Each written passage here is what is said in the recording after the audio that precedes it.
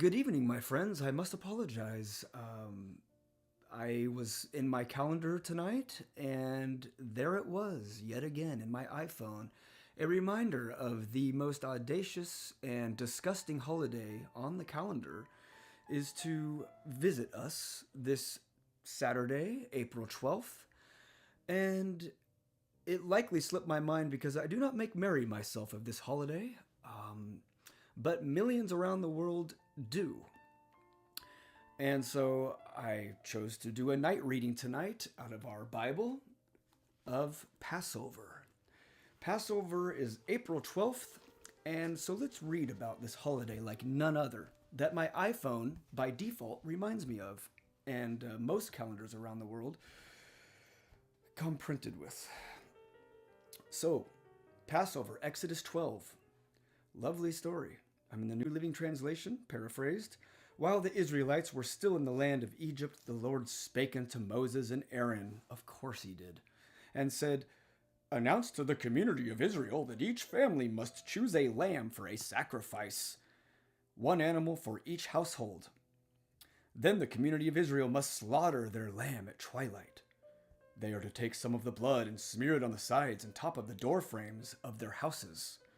On that night I will pass through the land of Egypt and strike down every firstborn son and firstborn male animal in the land of Egypt. Let me remind you, there are people who actually believe this happened. Hence why they celebrate it. Or they like to say, remember it. I will execute judgment against all the gods of Egypt, for I am the Lord. But the blood on your doorpost will serve as a sign marking the houses where you are staying. When I see the blood, I will pass over you. Pass over. How clever. This plague of death will not touch you when I strike the land of Egypt. This is a day to remember. Each year, from generation to generation, you must celebrate it as a special festival to the Lord. This is a law for all time. Most of those other laws that you don't like, you can just kind of wipe those out, and many in the year 2025 will say, well, that's the Old Testament, but this one I want you to keep. For 7 days the bread you eat must be made without yeast. Anyone who eats bread made with yeast during that 7 days of the festival will be cut off from the community of Israel. Celebrate this festival of unleavened bread as a permanent law, for it will remind you that I brought you out of the land of Egypt. The bread must be made without yeast from the evening of the 14th day of the first month until the evening of the 21st day of that month. During those 7 days, there must be no trace of yeast in your homes. Anyone who eats anything made with yeast during this week will be cut off from the community of Israel. During those days, you must not eat anything made with yeast. Then Moses said to them, Go, pick out a lamb for each of your families and slaughter the Passover animal. Drain the blood into a basin, then take a bundle of hyssop branches and dip it into the blood. Brush the hyssop across the top and sides of the door frames of your houses, and no one may go out through the door until morning, for the Lord will pass through the land to strike down the Egyptians. But when he sees the blood on the top and sides of the door frame, the Lord will pass over your home. He will not permit his death angel, or the KJV puts it, the destroyer, to enter your house and strike you down. These instructions are a permanent law that you and your descendants must observe forever. When your children ask, What does this ceremony mean, Daddy? You will reply, It is the Passover sacrifice to the Lord, for he passed over the houses of the Israelites in Egypt, and though he struck the Egyptians, he spared our families. Wonderful story, child. So the people of Israel did as the Lord had commanded. That night at midnight, the Lord struck down all the firstborn sons in the land of Egypt, from the firstborn son of Pharaoh, who sat on his throne, to the firstborn son of the prisoner in the dungeon. Even the firstborn of their livestock were killed. Good job, Yahweh. Loud wailing was heard throughout the land of Egypt. There was not a single house where someone had not died. Pharaoh sent for Moses and Aaron during the night. Get out, he ordered, leave my people and take the rest of the Israelites with you. The Lord caused the Egyptians to look favorably on the Israelites, and they gave the Israelites whatever they asked for, so they stripped the Egyptians of their wealth. On this night, the Lord kept his promise, so it must be commemorated every year by the Israelites, from generation to generation. Then the Lord said to Moses and Aaron, of course he did, These are the instructions for the festival of Passover. No outsiders are allowed to eat the Passover meal. No uncircumcised male may eat the Passover meal. If there are foreign among you who want to celebrate the Lord's Passover, let all their males be circumcised. Must be an amazing celebration to want to be circumcised in order to partake. I, along with most of the world stand in solidarity in memorializing the millions of Jews from the Holocaust and the countless millions of all who lost their lives at the hand of a genocidal warlord less than only a century ago.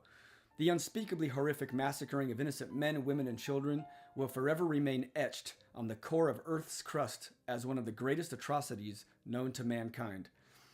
Oddly enough, one of the most important Jewish holidays celebrates a Holocaust that far predates that of World War II.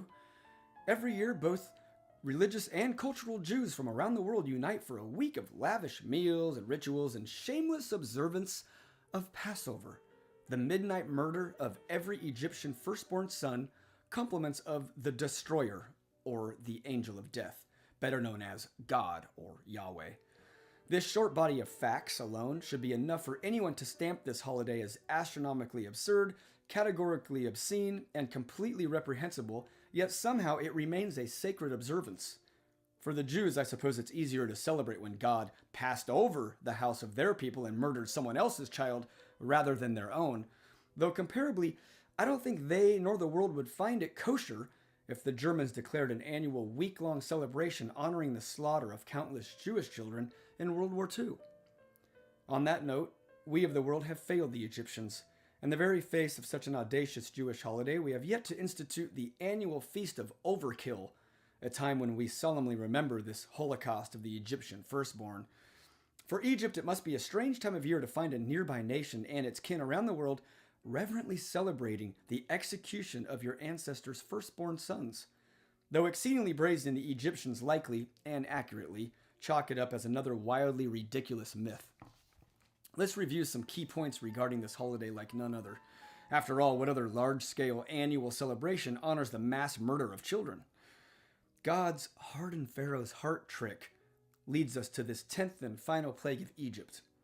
God commands that each family slaughter an animal and smear their doorframes with its blood. Lovely. God then kills every firstborn son in Egypt and passes over the homes with the smeared blood. Great. God's efficiency is unrivaled. In verse 30, there was not a single house where someone had not died. God declares the perpetual celebration of this event as a law for all time. God declares that if anyone wants to celebrate the Passover, they must be circumcised. God's severely stymied omniscience is concerning. Apparently, he wouldn't know what houses his chosen people were in, so he needed the blood of their slaughtered animals as a sign that he may pass over their home. God's severely stymied omnipotence is alarming, yet unsurprising, as the insatiably bloodthirsty nature of God prefers the more unsanitary hands-on approach versus a more pragmatic purging. Therefore, we can rest assured the ensuing midnight raid and the murdering of not only the firstborn sons, but also the firstborn animals, was one of an extreme bloodbath. But fret not, rejoice. In verse 36, his omnipotence has been restored as he's caused the Egyptians to look favorably on the Israelites. Cool, great timing, God. What a lovely holiday that's on its way this 12th of April, this coming Saturday. Wow. Thanks for viewing, and I will see you next time. Much love to all of you. See ya.